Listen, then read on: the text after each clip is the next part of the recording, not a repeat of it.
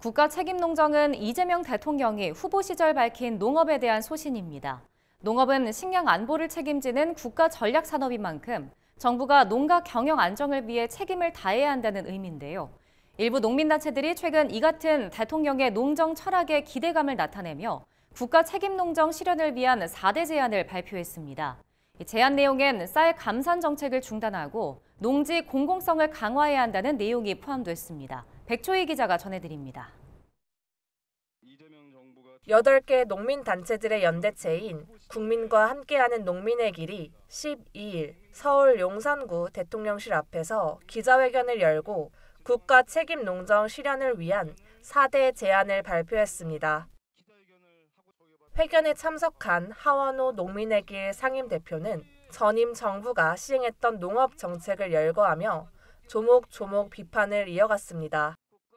자식 같은 나락을 아스팔트에 쏟아내고 피땀 흘린 논을 수확도 전에 갈아엎고 보물단지 같은 트랙터를 끌고 서울에 올라왔습니다.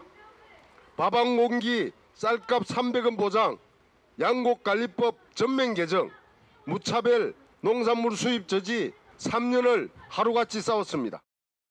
그러면서 새 정부는 전임 정부와는 다른 결의 농정을 펼쳐야 한다며 이재명 대통령이 후보 시절 약속한 국가 책임 농정이 반드시 실현돼야 한다고 강조했습니다. 이날 기자회견에서 농민의 길은 새 정부의 국가 책임 농정 실천을 위한 구체적인 제안을 공개했습니다. 우선 벼 재배 면적 강제 감축 등 일방적인 쌀 감산 정책을 중단하고 농지 공공성 강화를 위해 농지 규제 완화 조치를 중단해야 한다고 주장했습니다.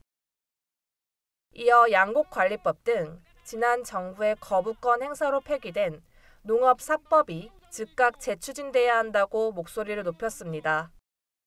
4개 법안들은 기후재난과 식량위기로 위협받는 국민의 먹거리와 농민의 생존권을 지키기 위한 최소한의 조치였다. 더는 미룰 수 없다. 내용상 조금의 후퇴 없이 즉각 재추진해야 한다. 국가 책임농정 추진을 위한 재정적, 제도적 기반을 마련해야 한다는 점도 강조했습니다. 구체적으로 농업 예산을 전체 예산의 5% 이상으로 확대하고 필수 농자재 지원법 등을 제정해 농민을 위한 정책이 안정적으로 추진돼야 한다고 밝혔습니다. 예산과 인사, 법과 제도 등 국가 책임 농정을 추진할 수 있는 기반을 확립해야 한다. 내년 농업 예산은 전체 예산 중 5% 이상의 규모로 편성해야 한다. 앞으로 있을 미국과의 통상 협상에서 주권 국가로서의 당당한 대응이 필요하다는 점도 주문했습니다.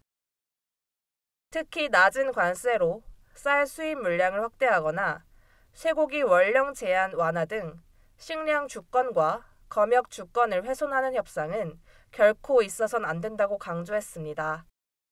NBS 백초희입니다.